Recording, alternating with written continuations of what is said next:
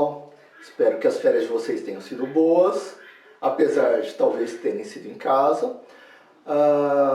Estava pensando e conversando com alguns colegas, inclusive tem um vizinho que é formado em informática também e trabalha com isso, em indústria, e ele estava falando que ele estava fazendo home office, né? Ele estava todos os dias em casa também, trabalhando de casa, e ele falava que às vezes ele já fazia isso, e agora, como ele está fazendo o tempo todo, ele está dizendo que muitas empresas, inclusive a dele, provavelmente vão manter muita gente em casa e várias coisas que não se admitia fazer à distância, várias reuniões de projeto, reuniões com clientes, agora precisaram ser feitas dessa forma e provavelmente vão continuar sendo feitas assim.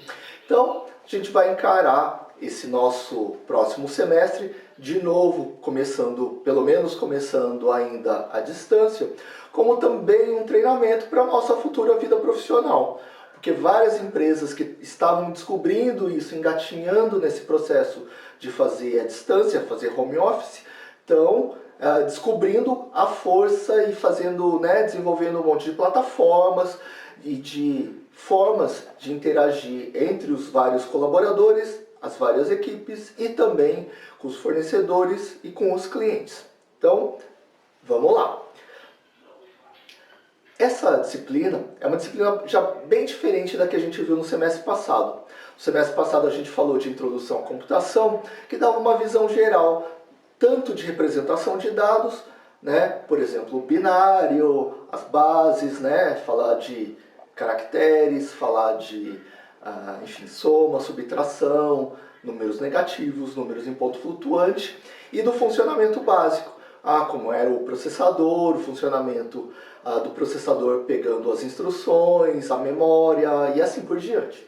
Bom, nesse semestre a gente vai fazer uma disciplina que na verdade é mais continuação de outra disciplina, que é a PC, onde a gente trabalha com programação. Então, estruturas de dados a gente vai ter duas disciplinas de estruturas de dados A e estruturas de dados B, continuações de APC. E vocês vão ter também nessa linha programação orientada a objetos e outras. Como a gente pode imaginar, essa é uma das áreas mais importantes que a gente tem no curso, que é de programação. Então, por mais que a gente goste ou não goste, normalmente no nosso início de vida profissional, quase todo mundo trabalha com programação. E só depois de alguns anos que você vai chefiar a equipe, gerenciar projetos, ou ser diretor da empresa e assim por diante. E mesmo quando você for chefe ou gerente de projetos, você vai precisar dominar as técnicas de programação para você poder coordenar, gerenciar a sua equipe. Isso é fundamental. Bom, então, além do que, normalmente eu sei que muita gente gosta disso aí. Eu, por exemplo, gostava muito e na verdade senti muito quando eu deixei de programar, porque eu gostava muito, muito, muito. Depois não me deixavam mais programar, mas enfim, é um negócio bem legal e de qualquer forma você precisa saber para dizer depois para quem você vai coordenar, olha, você tem que fazer assim, você não pode fazer daquele jeito, por causa disso, por causa daquilo, importante. Bom, vamos dar uma olhada no que aconteceu em APC. Em APC vocês viram as estruturas básicas de programação. Foi isso, então, desde representação de dados, os tipos de dados, então cada linguagem de programação, o que é uma linguagem de programação mesmo? É uma ferramenta, um software que faz a tradução. Então, essa linguagem é criada para fazer uma intermediação do nosso ponto de vista humano para a máquina, que está num nível de abstração muito mais baixo e lida de forma, em última análise, com bits, bits e bytes. Então, para a gente não ter que programar no mesmo nível de abstração da máquina, que é um nível muito baixo, que daria muito trabalho para a gente fazer, são criadas essas linguagens de programação. Então a gente representa o nosso raciocínio através dessas linguagens e um programa tradutor, um compilador ou um interpretador, traduz os nossos comandos na linguagem de programação para a linguagem de máquina. Legal. Então, cada linguagem de programação tem alguns tipos básicos de dados, que são os tipos básicos, são as formas básicas que a gente tem para representar as nossas informações. Em C, os tipos básicos de dados, como vocês já sabem, são char, que mais? Int, para inteiro, float, ponto flutuante, double, ponto flutuante com precisão dupla, e void. Void em C também é considerado um tipo básico de dados. Você vai falar, mas void é nada, é vazio, é sei lá, né, que tradução você pode ter usado. Eu vou usar void mesmo. Mas sim, void também é considerado um tipo básico de C. Então esses são os tipos básicos de dados e a gente já sabe o que eles armazenam. Então se eu quiser armazenar um caractere, uso um tipo char. Se eu quiser um número inteiro, um int. E assim por diante. Legal. A gente já viu as nossas primeiras estruturas de dados, né, em APC. Bom, tudo que eu falar aqui, o que vocês acharem que a gente precise ou possa trabalhar um pouco mais, a gente vai fazendo ao longo do semestre, tá bom? Mas, por exemplo, se você quisesse armazenar um nome, imagina que eu tivesse que declarar um monte de variáveis char, um monte de variáveis caracteres. Nossa, ia dar muito trabalho. Então, o que eu faço? Eu começo a estruturar, a pegar os tipos básicos de dados e criar uma estruturazinha formada por esses tipos básicos de dados. Um primeiro tipo de estrutura de dados é uma estrutura de dados linear e homogênea. O que quer dizer isso? Que é formado por vários tipos de dados, vários char, unidimensionalmente assim, beleza? Um após o outro, então, portanto, linear. Homogênea porque cada uma das posições armazena o mesmo tipo de dados, por exemplo, o caractere.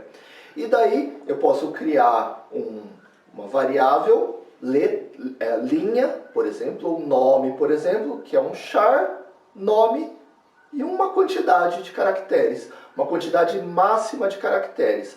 Por exemplo, char nome 30.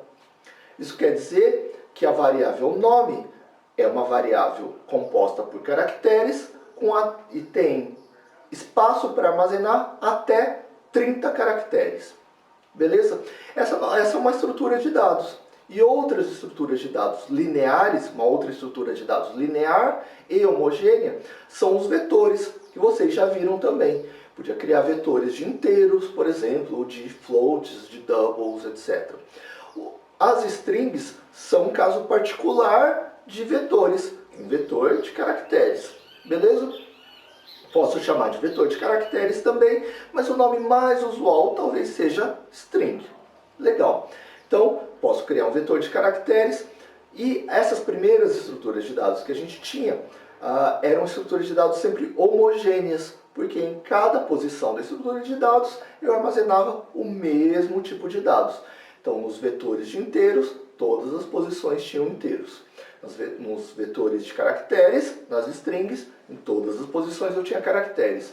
Nos vetores de float, em todas as posições eu tinha números reais, números em ponto flutuante.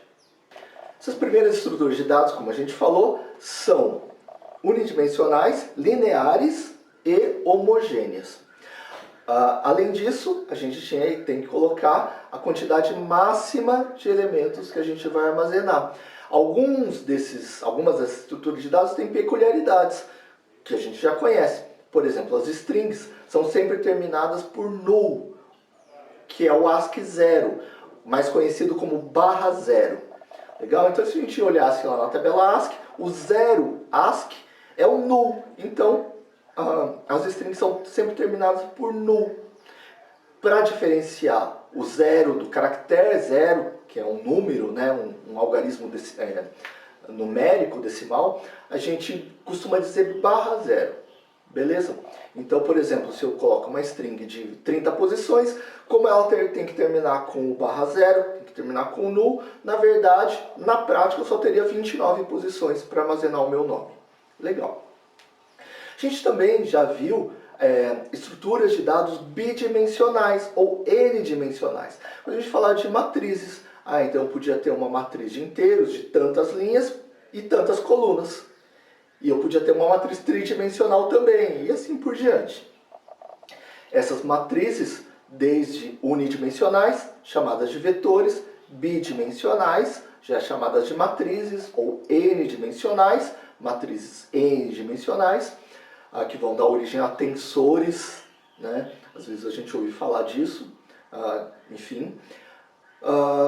Também são estáticas, pelo menos as que a gente viu até agora, e homogêneas. Por que mesmo?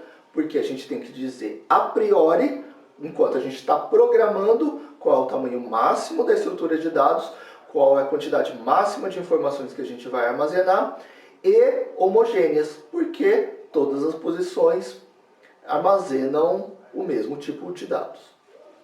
Bom, tem uma outra estrutura de dados que ainda vou confirmar se vocês viram ou não, vocês podem comentar aqui embaixo se vocês já viram ou não, são os registros, também chamados de structs. Os registros ou structs são um outro tipo de estrutura de dados muito importante, a diferença das estruturas de dados anteriores é que os registros, ou structs, podem ser não homogêneos, podem ser heterogêneos, ou seja, podem armazenar tipos diferentes de dados. Para que servem as structs? Para que servem os registros? Então, por exemplo, você vai fazer um app lá, uma rede social. Então você vai querer um cadastro de clientes, um cadastro de produtos. Para quase tudo a gente vai usar registros. Então, por exemplo, você quer armazenar o nome, o e-mail, o endereço, sei lá, telefone, as várias informações sobre um determinado objeto, um indivíduo, por exemplo, um produto, e assim por diante. Você pode querer armazenar várias informações sobre eles. Algumas dessas informações podem ser, por exemplo, um caractere, que podem dizer o sexo. Podia ser M, F, por exemplo. Você podia querer armazenar alguns dados que são strings, como o nome, por exemplo. Você podia querer armazenar números, por exemplo, data de nascimento, CPF, um monte de coisas assim. Então os registros, a ideia dos registros é que eles são estruturas de dados capazes de armazenar dados heterogêneos. Então, em cada uma das posições, em cada um dos campos, em cada um dos atributos do registro, nome, data de nascimento, endereço, CPF, etc., eu posso armazenar tipos de dados diferentes, que podem ser tipos básicos de dados, void, int, float, double, ou char, ou outras estruturas de dados. Então, eu posso armazenar uma string, por exemplo, em uma das posições, em um dos atributos. Eu poderia armazenar um outro registro também. Eu poderia fazer um registro com 3 inteiros, por exemplo, dia, mês e ano. Sei lá, daí eu poderia criar o que eu quisesse e armazenar isso, criar uma estrutura de dados, uma struct, um registro, e daí, toda vez que eu quisesse armazenar coisas sobre um determinado cliente, eu teria um registro. E poderia fazer, por exemplo, o que é muito usual, um vetor de registros. Então, se eu tivesse 10 clientes, eu faria um vetor de 10 registros. Dentro de cada registro eu teria as informações de um cliente e assim por diante. Legal? Então, eu poderia armazenar todos esses clientes. Legal. Então, até aqui, a exceção dos registros, que agora eu acho que vocês já vão ter confirmado aqui se vocês viram ou não, vocês já tinham visto os tipos básicos de dados, as estruturas de dados, pelo menos strings, vetores e matrizes, e talvez registros. Como nós falamos, uma característica comum dessas estruturas de dados, tanto as homogêneas, as strings, os vetores e as matrizes, quanto as heterogêneas, as structs ou registros, são que elas são estáticas. E o que isso significa mesmo é que você tem que definir o tamanho delas, ou os campos, os atributos do registro, a priori, enquanto você está programando. E daí o compilador já vai reservar um espaço de memória para elas.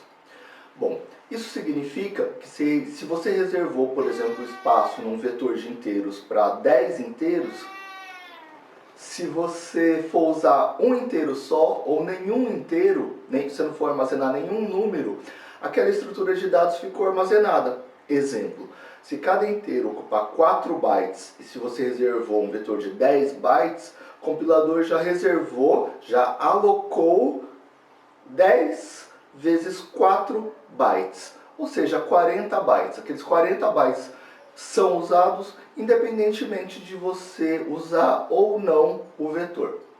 E mais grave que isso é que se você tiver 12 números para armazenar, como você reservou 10, você não pode armazenar. Por isso, se você só reservou espaço para 10. Todas essas estruturas de dados são chamadas de estruturas de dados estáticas, por causa disso. Porque você aloca, o compilador aloca espaço estaticamente. Alocou 40 bytes, os 40 bytes estão alocados e vão ficar alocados. O tema desse semestre são as estruturas de dados onde a gente pode ir pedindo mais memória conforme a gente vai precisando. Então, por exemplo, eu tenho que armazenar dados de um cliente. Então, peço um registro de dados para aquele cliente. Só vou gastar espaço para aquele registro de dados. Quando eu tiver que cadastrar mais um, peço mais memória suficiente para armazenar mais um registro. E armazeno. E assim por diante. Enquanto eu tiver memória, já que a memória é finita, e tem algumas outras questões que a gente vai ver ao longo do semestre, eu posso ir pedindo memória e alocando essa memória. Legal, né? Então, eu não preciso definir, eu vou ter 100 clientes. Se eu tiver menos de 100, eu estou gastando um montão de espaço. Se eu tiver mais de 100, não posso mais cadastrar nenhum cliente. Não. Então, essa forma de alocação de memória é chamada de alocação dinâmica de memória. E as estruturas de dados, ao contrário das estruturas de dados estáticas, que vocês viram em APC, são chamadas de estruturas de dados dinâmicas, porque a gente vai alocando memória dinamicamente. Ou seja, ao invés de ser em tempo de compilação, quando o programa for compilado, a gente vai alocar memória em tempo de execução, enquanto o programa for sendo executado. Exemplo, o usuário digita opção de cadastrar. Peço mais memória. Ele digitar de novo a opção 1 de cadastrar, vou pedir mais memória e vou alocar mais memória. Legal? Esse é o nosso tema do semestre. Em todo caso, tanto as estruturas de dados estáticas quanto as estruturas de dados dinâmicas compartilham as características que vocês já conhecem. E a gente vai retomar aqui. E o que são as estruturas de dados mesmo, de forma geral? Então, as estruturas de dados, tanto as estáticas quanto as dinâmicas, são abstrações, ou seja, são formas da gente pensar o nosso problema, o sistema que a gente quer resolver, de uma forma mais próxima ao nosso raciocínio. Por exemplo, ao invés de eu pensar o nome de uma pessoa como caractere 1, caractere 2, caractere 3, não, eu penso como uma string, que é muito mais fácil. Ao invés de eu pensar nos dados de um produto, de um cliente, de uma pessoa, de um fornecedor, como nome, que podia ser uma variável, depois data de nascimento, dia de nascimento, mês de nascimento, ano de nascimento, tudo em variáveis separadas, eu penso como um registro já, que contém todas as informações daquela entidade, daquele cliente, daquele fornecedor, daquele produto. Legal? Então, essa é a ideia das estruturas de dados, é fornecer para a gente uma abstração, então, para a gente lidar melhor, para a gente programar melhor, para a gente organizar melhor os nossos dados. Então, essa é a característica geral das estruturas de dados e, nesse semestre em particular, no primeiro semestre de estruturas de dados, estruturas a gente vai tratar com estruturas de dados dinâmicas. Bom, vamos dar uma olhada num resumo do plano de curso para a gente ver um pouco mais detalhes como a gente vai abordar essas estruturas de dados dinâmicas durante o semestre, quais vão ser os nossos assuntos e nosso critério de avaliação e assim por diante. Então eu vou pegar o plano de curso, vou colocar aqui para vocês.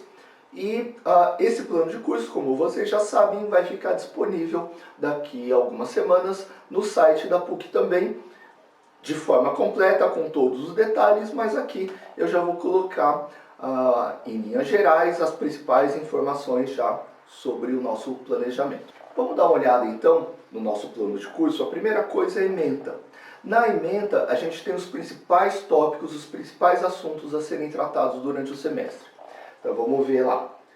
Representação e manipulação de informações, estruturas básicas, que são as estruturas de dados básicas, e a gente já viu que as estruturas de dados básicas desse semestre são estruturas de dados dinâmicas. Listas lineares, árvores e suas generalizações. Tipos de dados abstratos, desenvolvimento, implementação e testes de programas em aplicações particulares. Tipos de dados abstratos são as estruturas de dados, como a gente falou. A gente pode criar tipos de dados, como registros, por exemplo, para representar informações sobre um determinado objeto, um determinado agente, uma pessoa, por exemplo. Bom, seguindo no plano de curso, os objetivos são compreender e estabelecer critérios para a escolha e uso das estruturas de dados como tipos de dados abstratos. E selecionar e implementar estruturas de dados dinâmicas. Depois a gente tem um item chamado conteúdo programático. No conteúdo programático, a ideia do conteúdo programático é detalhar os itens que são dados de forma mais geral, mais genérica na ementa. Então, são os assuntos de forma mais detalhada. Vamos dar uma olhada então nos assuntos, ou seja, no conteúdo programático do semestre, no nosso programa. Listas lineares, pilhas e filas. Essas são as estruturas de dados chave do nosso semestre. Representações internas das estruturas, contiguidade física e ligada. A gente vai falar sobre isso quando a gente aloca memória de uma vez só e quando a gente vai alocando memória ao longo do tempo. Como isso é tratado dentro do computador, em particular dentro da memória do computador. Depois, aplicações de listas lineares, aplicações de pilhas, aplicações de filas, árvores, terminologia básica, árvores binárias de busca, operações e percursos. Então a gente vai ver até árvores binárias nesse semestre. Legal? Então a gente vai ver estruturas de dados lineares, assim como os vetores e as strings, e estruturas de dados não lineares. Beleza? Que vocês não viram ainda. Então as estruturas de dados lineares que a gente vai ver são as listas, as filas e as pilhas. E as estruturas de dados não lineares deste semestre são as árvores, em particular as árvores binárias. Avaliação, nosso próximo tema. A gente vai ter provas e trabalhos, exercícios e projetos, e vão ser duas provas, que eu vou chamar de P1 e P2, além de uma prova substitutiva no final do semestre.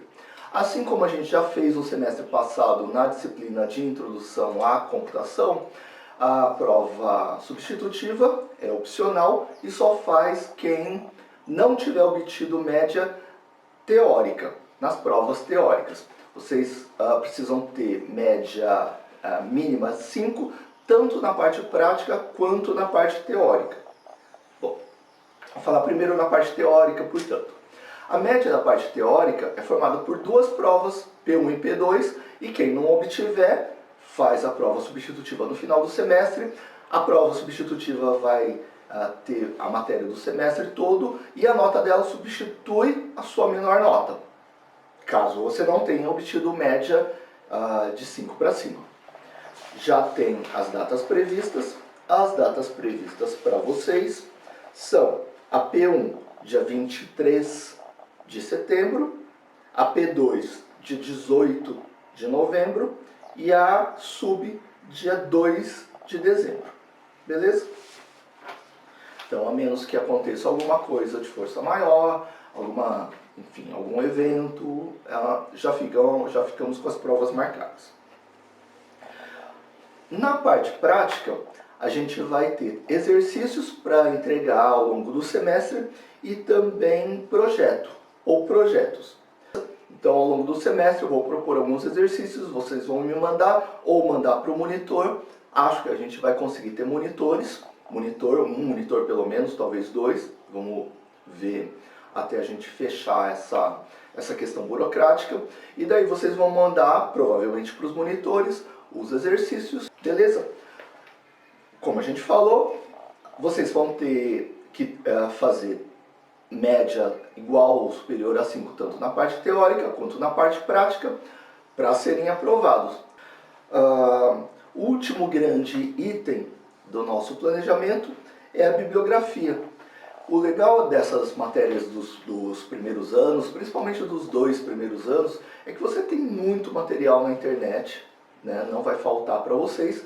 De qualquer forma, os livros de referência para a gente são pelo menos 2, que são um livro que eu sou coautor, que é esse primeiro, chamado Estruturas de Dados e Técnicas de Programação, e o segundo, do Tenenbaum, Estruturas de Dados usando C.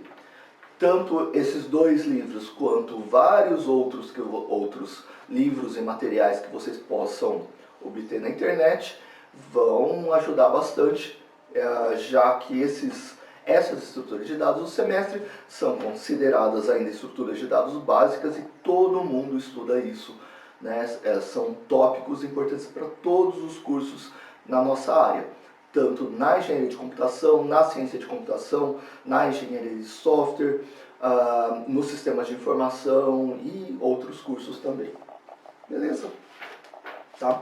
Essa é a nossa visão geral dos tópicos e a nossa visão geral do nosso plano de ensino. E para a gente começar, a gente vai começar a observar primeiro, já que a gente vai falar muito de memória, né? A gente vai tratar de estruturas de dados dinâmicas que são alocadas na memória dinamicamente. Então, memória é uma coisa bem importante para a gente. Vamos pensar numa coisa. As variáveis que a gente tem agora, tanto as variáveis simples, né, dos tipos básicos da linguagem, por exemplo, uma variável caractere, char, ou inteira, ou float, ou double. A gente declara as variáveis, elas são variáveis estáticas, a gente lembra disso. Os vetores, as matrizes, as strings também são variáveis estáticas. Então, se você declarar 3 variáveis, você vai ter 3 variáveis. E como você tem um número fixo de variáveis, você dá nome às variáveis. Então era muito fácil a gente declarar as variáveis e acessar as variáveis. Então, se eu declarei uma variável inteira contador, int contador recebe 0, por exemplo, igual a 0.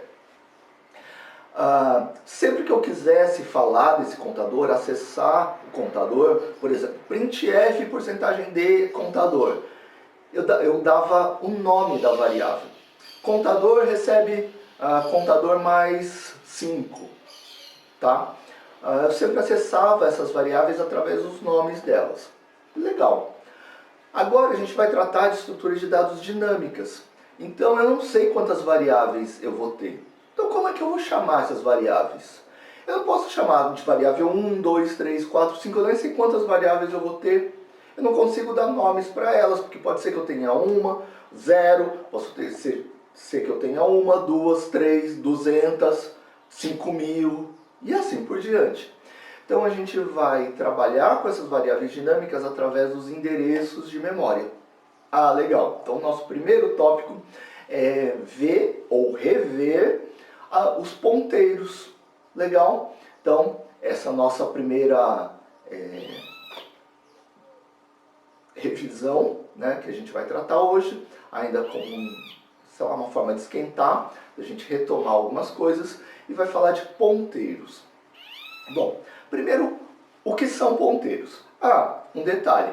A gente vai falar aqui de alguns assuntos aqui que a gente vai retomar na aula que vem, beleza? Eu vou falar agora, assim de forma geral, para você buscar na sua memória, nas suas anotações do semestre passado, esses conceitos, e os primeiros exercícios deste semestre vão ser sobre esses tópicos. Então, na próxima aula, a gente vai retomar de uma forma um pouquinho mais formal. Vou colocar uns slides aqui e vou propor exercícios também. Então, mas para a gente fazer uma ideia, hoje ainda de uma forma um pouquinho mais informal, só um bate-papo entre nós, por enquanto.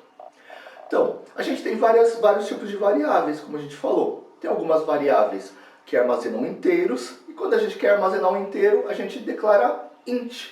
Int contador, beleza? Daí aquela variável contador vai ser do tipo inteiro. E o que significa isso? Que ela vai armazenar números inteiros. Isso vale para todos os tipos. Se eu quero armazenar um número real em ponto flutuante, declaro float x. Daí a variável x vai armazenar números em ponto flutuante, números reais. Legal, tranquilo. Isso vale para as variáveis, portanto, as variáveis que armazenam tipos básicos, variáveis char, variáveis float, variáveis double, variáveis int, para os vetores, para as strings, para as matrizes, para os registros. Legal. Tem um outro tipo de variáveis que não armazena dados. Assim, então ela não vai armazenar inteiros, ou chars, ou floats, ou doubles. Não, ela vai armazenar endereços de outras variáveis. Essas variáveis são variáveis que vão ser cada vez mais importantes para a gente, porque, embora elas sejam mais abstratas, elas vão dar um poder de programação muito grande para a gente. E a gente vai conseguir desenvolver programas muito mais eficientes, muito mais rápidos, muito mais flexíveis, muito mais dinâmicos. Então, apesar de, nossa, eu vou ter que trabalhar com ponteiros, os ponteiros vão ser uma arma muito grande para a gente. Eles vão dar muito poder pro nosso estilo de programação, pro nosso poder de programação. Então, primeiro, então vamos começar do básico, do comecinho. O que são ponteiros, então? Tem gente que traduz como apontadores, né, de pointers, do inglês. Então, se você pegar algum livro um pouquinho mais antigo, principalmente, você vai ver traduzido como apontadores. Os livros mais modernos, os autores mais modernos, normalmente traduzem como ponteiros. Beleza? Eu vou chamar de ponteiros. Então, o que é um ponteiro mesmo? Ponteiro é uma variável. Só que ao invés dessa variável armazenar um dado da aplicação, por exemplo, uma idade, a quantidade de vezes, um contador, o nome de um cliente, não. Essas variáveis ponteiros, ao invés de armazenarem, portanto, dados da aplicação, vão armazenar endereços de memória. Normalmente, primeiro para a gente, endereços de outras variáveis. E depois a gente vai ver que esses ponteiros podem armazenar endereços de qualquer coisa. Mas a gente chega lá. Então, por exemplo, se eu tenho várias variáveis inteiras, por exemplo, em um ponteiro, eu posso fazer esse ponteiro aqui, mais um, pode incrementar, tipo mais. Legal? Se eu colocar o endereço da variável A, eu posso incrementar o A. Se eu colocar aqui o endereço da variável B, eu posso incrementar o B. E assim por diante. Legal? A gente vai ver um monte de técnicas para mexer com coisas parecidas com isso, para dar muita flexibilidade, muito poder e muito desempenho para os nossos programas. Então, a primeira coisa, portanto, era o que é um ponteiro? Ponteiro é uma variável que, ao invés de armazenar dados da aplicação, armazena endereços de memória, por exemplo, endereços de outras variáveis. Legal. Uma segunda coisa para a gente retomar hoje é a gente pensar na memória de um processo. A gente se lembra o que é processo. Isso eu tenho certeza que vocês viram. Processo, o que é mesmo? É um programa em execução. Então, de novo, você tem um monte de programas armazenados na sua máquina. Imagina o seu notebook, o seu desktop, o seu celular. Vou chamar de o seu computador, beleza? Então lá no seu computador você tem um monte de programas armazenados. No seu HD ou SSD, por exemplo. Vou chamar de HD. 1000 programas armazenados. Em um dado momento, os programas que você está executando, você não está executando os 1000 programas. Suponha que você esteja executando 5 programas. Aqueles 5 programas que você está executando são chamados de processos. Você lembra disso? Esses processos são caras muito mais importantes do ponto de vista do sistema operacional, porque ele tem que escalonar esses processos, dizer quem vai executar a cada instante. A gente se lembra também que alguns programas podem dar origem a mais de um processo. Por exemplo, eu posso ter 2 processos navegador, beleza? Então, nem todos os programas viram processo, são processo, e alguns programas podem dar origem a mais de um processo. Legal. Aí pense em cada processo, que vai ser o seu programa em execução. Em particular, aquele programa que você está programando, que vai ser executado em alguma hora. Esse programa, ou esse processo, que vai virar processo para ser executado, como é que é a memória desse processo? Esse processo, para ser executado, a gente sabe que ele tem que ser colocado na memória.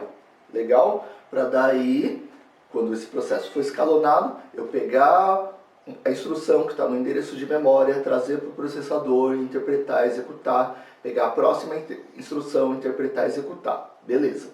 Portanto, todos os nossos programas, os nossos processos para serem executados, eles vão ter que ser carregados na memória do computador. Beleza. Essa memória do processo, de cada um dos processos, como é que ela é dividida e como é que ela é gerenciada. Cada processo, ou a memória referente a cada processo, pode ser dividida em 2 grandes partes. Uma parte que é a memória, a parte do código executável, onde vai ficar o código executável, as instruções de máquina daquele processo. Então, quando aquele processo for compilado, por exemplo, se a gente estiver usando um compilador, as instruções, o código executável vai ficar nessa primeira área de código executável. Beleza? Essa área de código executável muitas vezes pode ser chamada de área de texto. Bom, a área de texto, nesse contexto, não pode ser confundida, claro, com texto, tipo um texto ASCII, um livro, né? Então, texto, desse ponto de vista, é o nosso código executável. E a área de dados. Então, todos os dados do nosso processo ficam na área de dados dele. Então, quando o programa for ser carregado na memória, ele vai ocupar um certo espaço de memória, ele vai ter vários endereços de memória, uma parte desses endereços se refere ao código executável e a outra parte se refere à área de dados do processo. A área de dados do processo pode ser ainda subdividida e pode ser subdividida em 2 ou 3 partes. Normalmente os compiladores C dividem em 3 partes, que é a parte onde ficam as variáveis globais, beleza? O que são as variáveis globais mesmo? São as variáveis que são declaradas fora das funções.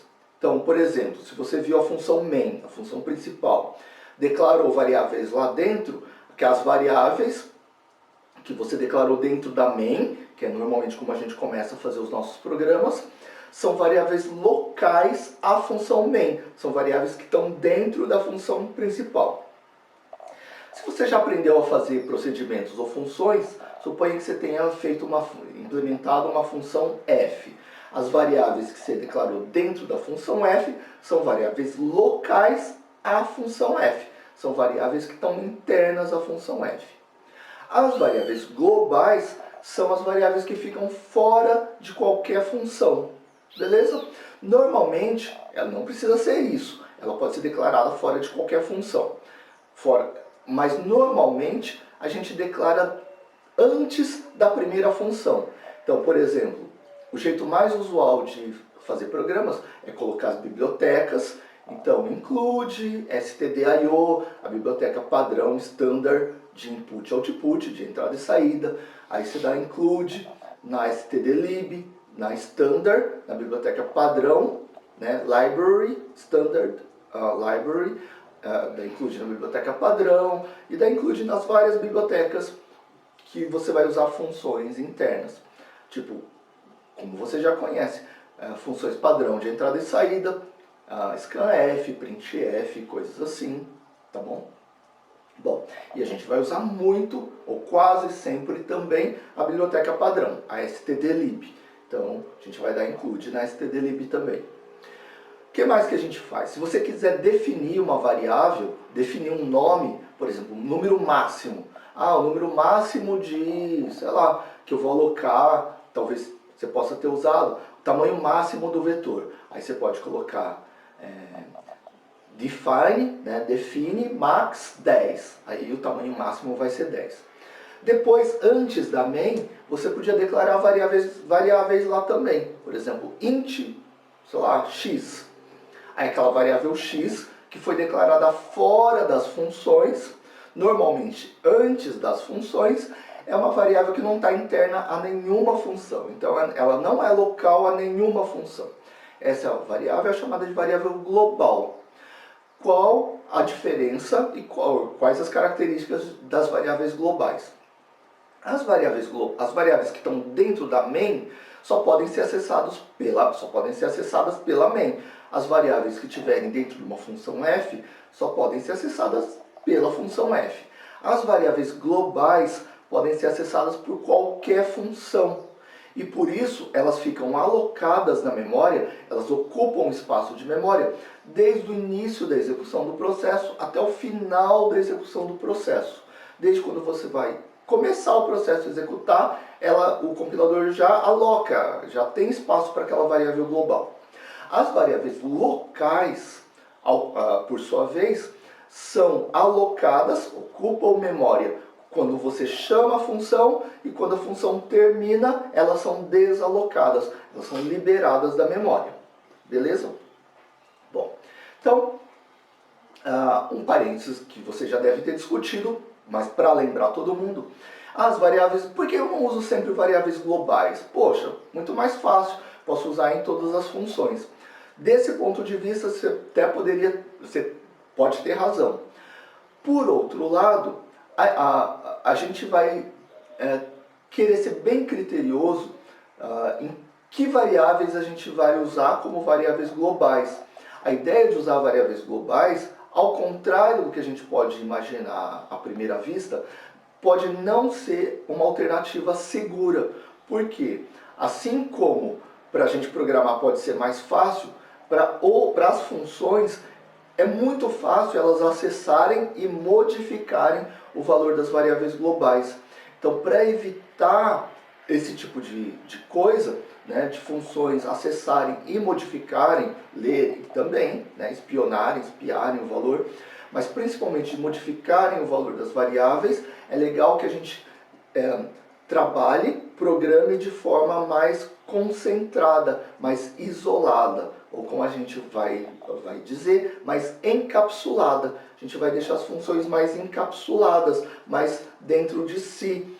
Por quê? Porque normalmente, depois, não no primeiro ano, claro, talvez não no segundo, mas na nossa vida profissional a gente vai desenvolver programas muito grandes.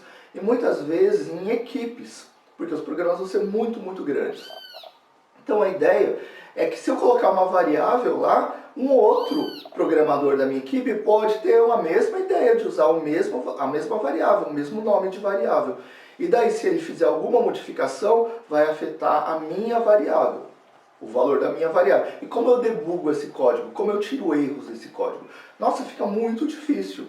Então a ideia das variáveis globais é que eu tenho que ser muito criterioso e vou fazer reuniões na minha equipe para dizer quais variáveis vão ser globais e quando e como cada um da equipe vai poder alterar o valor dessa variável. Porque eu, quando desenvolvo os meus programas, eu perco o controle do valor dela. Porque ela pode estar com valores que eu não modifiquei, mas que foram modificados em outras partes do programa, desenvolvidas por outras pessoas. Beleza? Tá. Bom, então, as variáveis globais devem ser usadas, mas devem ser usadas de forma muito criteriosa.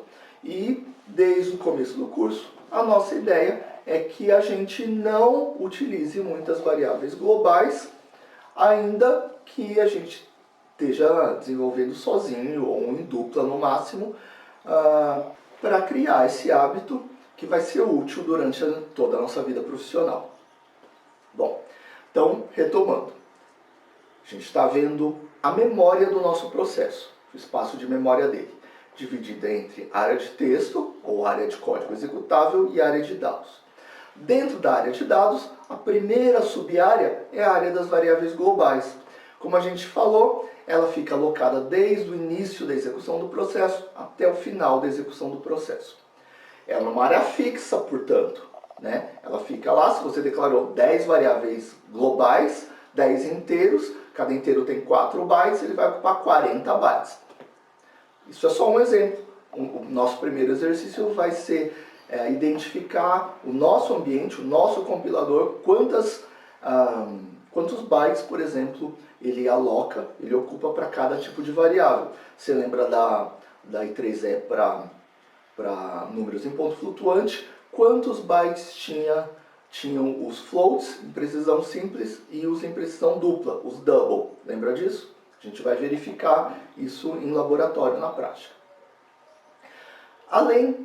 Na área de dados do processo, além da área de variáveis globais, que é uma área fixa, existem duas outras áreas, que são áreas móveis, que vão, portanto, se movimentando, se alterando durante a execução do processo. A primeira dessas áreas é chamada de pilha, ou stack. Essa é uma área muito conhecida, muito utilizada. Inclusive o principal, ou um dos principais repositórios de dúvidas, esclarecimentos de dúvidas em programação de forma geral, em um monte de linguagem de programação, é a Stack Overflow. Talvez você já tenha usado, provavelmente você vai usar bastante, e bem possivelmente você já tenha ouvido falar da Stack Overflow. Então, essa plataforma aí, ela traz esse nome porque a stack, a pilha, é muito usada e um dos erros que costumam acontecer é você encher a pilha. A pilha é uma área móvel, ela tem um tamanho finito, a gente vai descobrir qual é o tamanho máximo da pilha para o nosso ambiente, do nosso compilador. E quando eu peço, por exemplo, eu preciso de mais memória e não existe memória, acontece esse erro, Stack Overflow, que é, por exemplo, quando eu deixo funções recursivas em loop, enfim, em algumas situações que a gente vai se deparar ao longo dos próximos 2 semestres. Talvez não tanto neste semestre, mas mais provavelmente no próximo. Beleza? E o que é armazenado na pilha, na stack? Na pilha são armazenadas várias informações importantes, dentre elas as variáveis locais. Legal? Então, as variáveis locais são armazenadas na pilha. Na próxima aula, para propor o exercício, eu vou colocar o esquema da pilha e a gente vai ver como isso acontece. Mas a ideia é que toda vez que eu vou executar uma função, as variáveis daquela função são armazenadas na pilha. Além disso, são armazenadas outras informações de controle, como, por exemplo, endereços de retorno. Tá? Mas aguarda aí que na próxima aula a gente vai ver um esqueminha tratando disso aí. A segunda área móvel dentro da área de dados é chamada de heap, H-E-A-P, heap. O heap também é uma área móvel dentro do espaço de memória do processo e é usada para armazenar variáveis dinâmicas. Então, quando eu peço durante a execução do programa mais memória, essas variáveis, essa memória é alocada nessa segunda área móvel, que é na área de heap. Então, eu posso ir pedindo memória, alocando memória no heap e também liberando memória do heap. Então, o legal das variáveis dinâmicas, que é o tema do nosso semestre, é que a gente pode pedir memória, alocar a memória e quando não precisar mais, eu vou apagar o registro, eu não quero mais, era temporário, o produto foi vendido, sei lá, por algum motivo, eu não quero mais, posso liberar a memória e posso colocar outras informações naquele espaço de memória. Posso colocar, na verdade, o compilador, né? Então, enfim, o compilador que vai gerenciar esse espaço de memória chamado de heap. Legal? Então, pra gente, essa ideia, esse primeiro apanhado, essa primeira conversa, foi para soltar algumas perguntas para vocês se lembrarem de coisas anteriores e algumas coisas, por exemplo, do HIP, que provavelmente vocês não tinham visto, para acender algumas luzinhas. O que será que eu consigo fazer com isso? Que é o que a gente vai desenvolver ao longo dos próximos 2 semestres e principalmente durante esse semestre. Então, bem-vindo de novo a esse novo semestre. Vamos trabalhar junto. A gente tem uma disciplina super legal, né, que vai ajudar todo mundo aqui a ser o melhor desenvolvedor, ser o melhor programador. E daí a gente vai desenvolvendo essas coisas que vão dar muito poder de programação para a gente ao longo do semestre. Depois dessa primeira parte da aula, que foi a parte expositiva, a parte de conteúdo, a gente vai passar para a segunda parte da aula, que é a parte de discussões, debates, perguntas. Então, se você tem opiniões, se você tem perguntas, questionamentos e assuntos para serem colocados em pauta, coloque aqui, digitando no chat, ou levanta a mãozinha para ter espaço de voz.